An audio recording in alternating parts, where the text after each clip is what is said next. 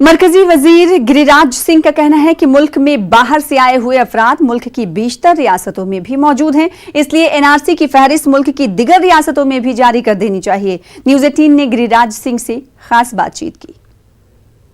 बात करते हैं केंद्रीय मंत्री गिरिराज सिंह से। गिरिराज जी, एनआरसी जिस तरह से असम में लागू किया गया है, 19 लाख से ज़्यादा लोग उसमें एक्सक्लूड हुए हैं, आपको लगता है इसको पूरे देश में और भी जगह लागू करने की ज़रूरत है?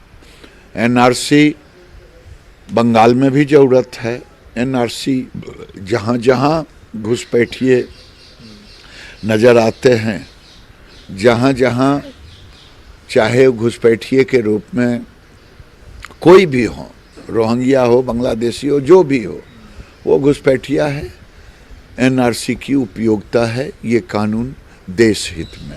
एनआरसी दिल्ली में भी बात हो रही है कि दिल्ली में भी लागू होना चाहिए। इसके अलावा सीमांचल का जो इलाका है बिहार में या बंगाल की जो सीमा है, वहाँ भी इसको लेकर के मांग उठती रही है। देखिए, पूरे देश में आप केरल चले जाएं, तमिलनाडु जाएं, अब वो जायज़ हैं नाजायज़ हैं एनआरसी से पता चलेगा।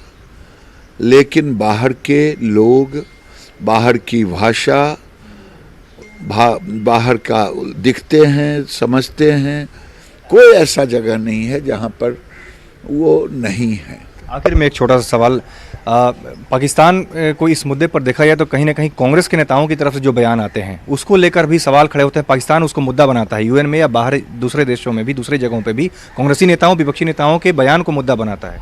दुर्भाग्य है, कांग्रेस मोदी जी से चिढ़ते, मोदी जी को गाली देते, चिढ़ते और गाली देते देते मोदी जी को राष्ट्र को गाली देने लगा, राष्ट्र से चिढ़ने लगा, राष्ट्र विरोधी बातें करने लगे।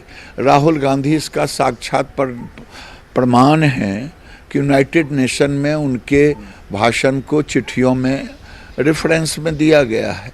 तो ये बताता है कि कहने को देश में पहले राष्ट्र होना चाहिए, राष्ट्र बचेगा तभी तो राजनीति होगी।